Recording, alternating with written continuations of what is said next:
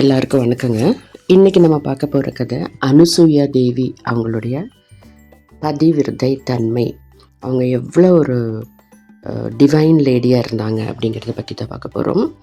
ஒரு தடவை நாரத முனி அந்த கூழாங்கல் இருக்கு இல்லைங்களா, அந்த கூழாங்கல் எடுத்துகிட்டு போய் சரஸ்வதி தேவி, அதாவது சத்தியலோகத்தில் பிரம்மா உடைய பத்னி சரஸ்வதி கிட்ட போய் கொடுத்து, நான் வெள்ளாரங்கல்ல தான், இந்த கூழாங்கல்ல தான் நான் சாப்பிடுவேன், இது எனக்கு வேக வச்சு தாங்க அப்படின்னு சொல்லி கொடுக்குறாரு.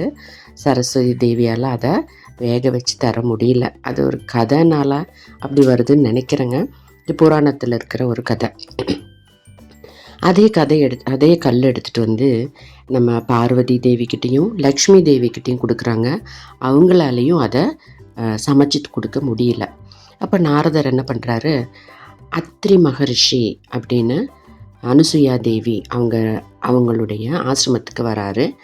அங்கே அனுசூயா தேவி கிட்ட இதே கல்லை கொடுத்து, இதை வேக வச்சு தாங்க, நான் சாப்பிடுவேன் அப்படின்னு சொன்னோன்னே அனுசூயா தேவி ரொம்ப மனமுருக வேண்டுறாங்க. இந்த கல் வேகணும், நான் உண்மையான ஒரு பதிவிரதையாக இருந்தால் இந்த கல் வேகணும்ன்ட்டு அவங்க சமைக்கிறாங்க. அந்த கல் வேகுது. அதை நாரத முனிக்கிட்ட கொடுக்குறாங்க. நாரத முனி சாப்பிட்றாரு. அதுக்கப்புறம் அங்கேருந்து கிளம்புறாரு. அதே மாதிரி பிரம்மா விஷ்ணு சிவன் இருக்கிற அந்த உலகங்களுக்கும் போய் இந்த கதையை சொல்கிறாங்க. இந்த மாதிரி நான் அனுசூயா தேவி கிட்ட போனேன், இந்த மாதிரி அந்த கல் வேக வச்சு கொடுத்தாங்க, சாப்பிட்டேன் அப்படின்ட்டு.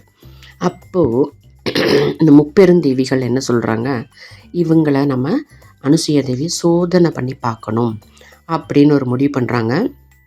அவங்களுடைய கணவன்மார்கள் பிரம்மா விஷ்ணு சிவன் அவங்கக்கிட்ட இவங்க எல்லோரும் போய் சொல்கிறாங்க, அனுசூயா தேவி கிட்ட நீங்கள் போகணும், நீங்கள் யாஜகர் மாதிரி போகணும், அவங்கக்கிட்ட நீங்கள் பிக்ஷை கேட்டு போகணும் அப்படின்னு ஒரு இதை வைக்கிறாங்க கோரிக்கையை. அவங்க மும்மூர்த்திகளும் பிரம்மா விஷ்ணு சிவன் 3 பேரும் அவங்களுடைய வேஷத்தை மாற்றி ஒரு சன்னியாசி மாதிரி போய் அனுசூயா தேவியோடைய அந்த ஆசிரமத்துக்கு போகிறாங்க. அவங்க போய் பிக்ஷை கேட்குறாங்க. அப்போது அனுசூயா தேவி பிக்ஷை கொடுக்கறதுக்கு போகிறப்ப அவங்க ஒரு கண்டிஷன் வைக்கிறாங்க, நீங்கள் விவஸ்திரையா, அதாவது ட்ரெஸ் இல்லாமல் தான் எங்களுக்கு நீங்கள் சாப்பாடு கொடுக்கணும் அப்படிங்கிற ஒரு கோரிக்கை வைக்கிறாங்க. அனுசூயா தேவி அவங்க ஆக்சுவலாக இந்த கேட்ட உடனே அவங்க அப்படியே துக்கத்தில் தான் இருக்காங்க. இருந்தாலும் அவங்க தியானம் மூலமாக அவங்களுடைய உள் உணர்வு அவங்களுக்கு சொல்லுது, வந்திருக்கிறது மும்மூர்த்திகள் அப்படின்ட்டு, பிரம்மா விஷ்ணு சிவன் அப்படின்ட்டு. அவங்க என்ன பண்ணுறாங்கன்னா, அவங்களுடைய தவ சக்தினால் அந்த மும்மூர்த்திகளையும் குழந்தையாக மாற்றுறாங்க. 3 பேருமே குழந்தையாக மாறிடுறாங்க. அதுக்கப்புறம் அந்த குழந்தைக்கு வேணுங்கிற சாப்பாடு, அழுகிறது நிறுத்துறது, அப்படி எல்லாமே பண்ணுறாங்க. இந்த பிரம்மா விஷ்ணு சிவன் 3 பேரும் குழந்தையாக இருக்கிற கதையை போய் இந்த முப்பெருந்தேவிக கிட்ட நாரதர் சொல்கிறாரு. அப்போ தான் இவங்களுக்கு அனுசூயா தேவியுடைய அந்த தவ சக்தி புரியுது. அவங்க 3 பேருமே அனுசூயா தேவி கிட்ட மன்னிப்பு கேட்டு அவங்களுடைய கணவன்மார்களான பிரம்மா விஷ்ணு சிவனை கேட்குறாங்க. அனுசூயா தேவியும் அவங்க பண்ணினது தப்பே ஆனாலும் நம்ம அதை மன்னிச்சு கொடுக்கணும் அப்படின்ட்டு அந்த 3 குழந்தைங்க உருவத்திலிருந்து ஒரு தெய்வீகமான ஒரு ஒளி அந்த 3 குழந்தைகள்கிட்ட இருந்தும் மும்மூர்த்திகள் உருவாகிறாங்க. அதில் சிவன் உருவத்திலிருந்து வந்தவர் தான் துர்வாசா மகரிஷி. துர்வாசா மகரிஷி சிவனோட அம்சம். அப்போ சிவன் துர்வாசா மகரிஷிக்கு ஒரு வரம் கொடுக்குறார். என்னன்னு கேட்டால், நீங்கள் யார்கிட்ட கோபிச்சுக்கிறீங்களோ, இல்லை நீங்கள் யாரை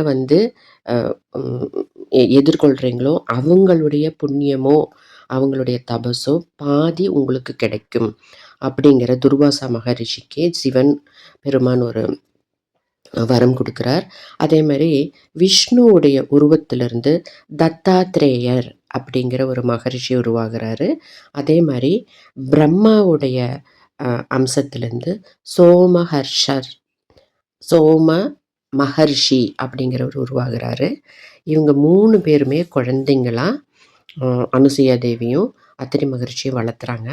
அதுக்கப்புறம் தான் இந்த இப்போ நம்ம பார்த்த 3 மகரிஷிகள், சோம மகரிஷி, தத்தாத்ரேயர், அப்புறம் துர்வாசாவை இவங்க குழந்தையிலேருந்து வளர்த்தி பெரியவ ஆகிறதாக கதை. இந்த கதை மூலமாக நமக்கு உணர்த்துறது என்னன்னு கேட்டால், முப்பெரும் தேவிகளே ஆனாலும் அனுசூயா தேவி மாதிரி தவ சக்தி இருக்கிற பெண்கள் அந்த காலத்தில் இருந்திருக்காங்க. அவங்களுடைய ஞான திருஷ்டியிலேயே அவங்க என்னங்கிறது சொல்ல முடியும் அப்படிங்கிறது. ஓகேங்க. பை. தேங்க்யூ.